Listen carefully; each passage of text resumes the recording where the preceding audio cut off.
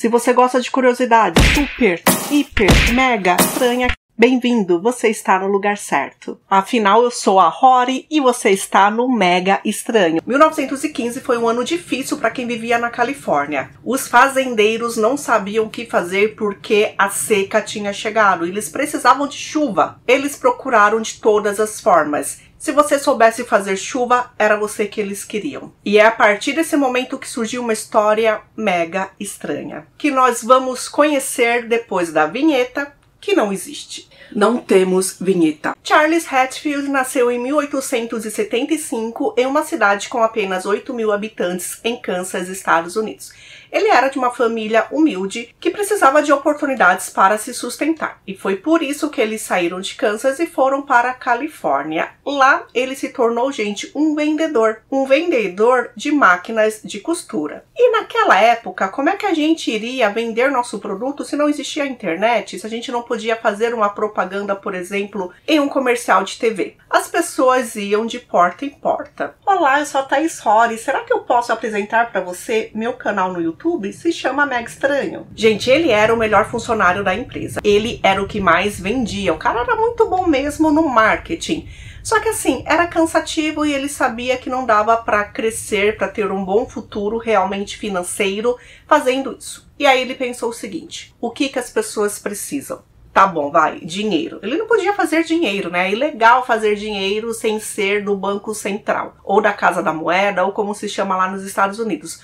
Porém, ele pensou o seguinte: o que todo mundo precisa? Água. E como que eu conseguiria água de graça? Fazendo chover. E aí, por conta própria, ele foi nas universidades, ele foi atrás das bibliotecas, ele começou a pesquisar, estudar, e ele precisava descobrir uma fórmula de como fazer a chuva. Eram várias substâncias, claro que nesse decorrer do tempo muita coisa deu errada, e ele encontrou a fórmula certa. Ele nunca disse como que era, ele nunca divulgou a receita, porém, misturando 23 substâncias, exatamente essa era a quantidade, 23 substâncias diferentes, ele conseguia fazer chuva. Não em todo momento, às vezes dava errado, porém normalmente dava certo, e aí ele até ficou conhecido por isso. Ele construía uma caixa d'água em um andaime super alto, normalmente tinha 6 metros de altura ou 10 metros de altura, dependendo aí da fonte que eu achei. Ele colocava nessa caixa d'água essa substância mega estranha, e era exatamente naquela região que a chuva surgia. Você fazer isso uma vez é sorte, duas é coincidência. E quando são 3, 4, 5 vezes? No final de 1904, quando ele confirmou, quando ele conseguiu fazer isso pela 20ª vez, ele foi muito elogiado, afinal era um trabalho de sucesso, e aí ele disse a seguinte frase: acho que ficou demonstrado claramente que eu posso fazer chuva. Peraí. Eu não, tá, gente? Isso daqui é tudo visual. Até essa 20ª vez, ele cobrava $50 para cada fazendeiro que precisava que chovesse ali na sua fazenda, né? Na região da sua fazenda. $50 na década de 1900 equivale hoje a $1.500, que fazendo mais ou menos vezes 5, a gente sabe que dá uma boa grana em reais. 1.500 vezes 5, R$7.500. É claro que isso não é exato, né? Que tá subindo, descendo, subindo e descendo. Finalmente, vamos imaginar que ele cobrava R$7.500 para cada fazendeiro, o que já é grana pra caramba. Só que aí depois da 20ª chuva, que ele ficou super conhecido, ele cobrou mais. Ele cobrou $1.000 para fazer chover. Aí depois ele até começou a cobrar por cada milímetro de chuva que ele fizesse. Gente, era grana demais. E aí vocês não sabem o que aconteceu. Em 1915, uma seca absurda, onde ninguém tinha escutado falar antes, atingiu a Califórnia. Mais especificamente em San Diego. E aí a prefeitura resolveu fazer o quê? Contratar o trabalho de Charles. Nessa época, claro, ele já até tinha construído a empresa dele, e ele tinha uma empresa que o negócio era fazer chuva. E nessa época também, as pessoas não ficaram assim raivosas com ele. Nem os funcionários que trabalhavam com meteorologia, e nem também os religiosos, porque até então, quem faz a chuva é Deus. Bom, a prefeitura fechou o negócio com ele, sim.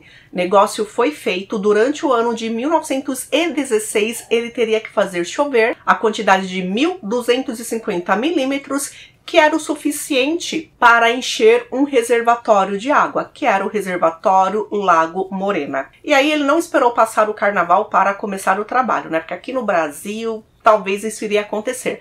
Já no dia 1º de janeiro de 1916, ele começou a montar o andaime dele, onde ele iria colocar a caixa d'água e jogar as substâncias lá, que era bem alto. Esse tinha 10 metros de altura. Então ele colocou lá seus produtos químicos. Testemunhas falaram que dentro daquele líquido, né, que ele fez aquela mistureba, ele também ateou fogo, um vapor foi direto para a atmosfera. E 5 dias depois, começou a chover. E no ano anterior, gente, o negócio era seca. E agora no 5º dia do ano já estava chovendo.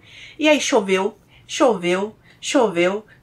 para... Opa, tô com uma música aqui na cabeça. E choveu durante dias, semanas, choveu por quase um mês. Choveu até dia 27 de janeiro. E sabe o que aconteceu? Desgraceiras vieram. Mas, independente de quanta água viesse do céu, afinal, a prefeitura tinha que saber economizar também, né, gente? Não poderia dar muita grana. Eles fecharam o valor de $10.000 por aquele serviço. Ah, e o importante de Charles é que também, por isso, né, ele foi tido como um homem confiável e foi assim que ele construiu o serviço dele, a empresa dele, é que ele só cobrava do fazendeiro, né, e agora também dos outros clientes, ele só cobrava se realmente chovesse. Então ele não cobrava antes. Ai, vai que ele faz o serviço, ai, não choveu, que pena, né? Pegou o seu dinheiro? Não.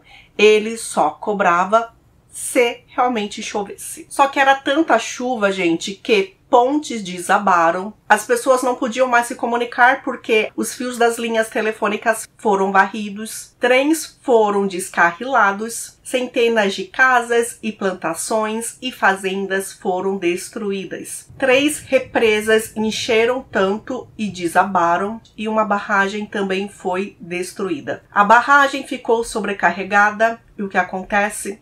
Gente, destruiu a cidade inteira. San Diego estava embaixo d'água. Foram cerca de 50 mortos. Realmente 30 pessoas perderam suas vidas e 20 pessoas ficaram desaparecidas. Nunca foram encontradas. O prejuízo, gente, olha só o prejuízo. No total, estima-se que eles perderam $3 milhões. Foram $3 milhões em perdas agrícolas, em destruição de rodoviárias, ferrovias, plantações. Gente, é claro, né, que com tanta desgraceira que essa chuva trouxe, e essa chuva foi trazida pelo Charles, as pessoas começaram a ir atrás dele. Elas declararam sentença de morte. E aí o que ele fez? Ele fugiu. Ele saiu da Califórnia e voltou lá para Kansas, para a cidade natal dele. Esperou a poeira baixar. Claro que é muito difícil uma cidade se recuperar de tanta tragédia, principalmente quando pessoas perdem a vida. Só que aí Charles, depois de um tempo, ele quis cobrar pelo serviço, né? Porque não pagaram o serviço. Afinal, né, gente, a prefeitura perdeu muito dinheiro. E aí viraram para ele, peraí, a gente pode fazer o seguinte, a gente pode pagar sim os $10 mil para você. Só que, se a gente pagar os $10 mil para você, você vai estar confirmando que quem causou toda essa desgraceira foi você. Agora, se você disser que a chuva foi produzida por Deus, aí tudo bem. A gente não te paga e você não vai ser responsabilizado por tudo isso que aconteceu. E aí, em 1938, esse caso foi para julgamento e o tribunal decidiu que o responsável pela chuva tinha sido Deus. Então, se realmente foi isso que aconteceu, Charles não seria culpado de nada, porém não receberia os $10 mil. Mesmo depois dessa desgraceira, ele continuou atuando no mercado de chuvas. Às vezes dava certo, às vezes não. Quando dava certo, claro, ele era pago por isso. O que as pessoas diziam é que assim, ele também observava as nuvens. Então ele nunca fazia o negócio, a misturinha dele, quando não tivesse nenhuma nuvem, né? Porque aí é bobo demais. Então, muitas pessoas acreditavam que as substâncias que ele misturou não trazia chuva. Porém, ele percebia e ele entendia bem do sistema meteorológico. Ele foi convidado para o exterior, onde as pessoas conheceram o trabalho dele em Honduras e no Canadá. Em 1921, ele tinha fechado um grande contrato, que foi o maior da vida dele, de $25 mil. Só que aí veio a Grande Depressão, que começou em 1929 e acabou com o negócio dele, né? Porque nessa época as pessoas elas queriam se alimentar, elas não tinham dinheiro para nada, então muito menos utilizar o dinheiro que não tinham para trazer chuva. E aí nessa época ele voltou a fazer o que ele fazia antes, a vender máquinas de costura. E aí o grande Charles, o fazedor de chuvas, ele foi esquecido. Em 1956 foi a última aparição pública dele, que isso aconteceu 2 anos antes da morte. Teve um filme de Hollywood e ele foi convidado para pré-estreia. Por quê? Porque o personagem principal foi inspirado na pessoa dele, porque ele era um fazedor de chuva. Esse filme, ele tinha como atores principais Burt Lancaster e Katharine Hepburn, que eram bem famosos na época. No Lago Morena, que foi o reservatório que ele tinha que encher de água, tem uma placa, uma inscrição, onde é lembrada a tragédia de 1916. Que história, né, gente? Você quer ser lembrado como um grande fazedor de coisas, não como um homem que trouxe uma tragédia. Muito obrigada pela presença de vocês.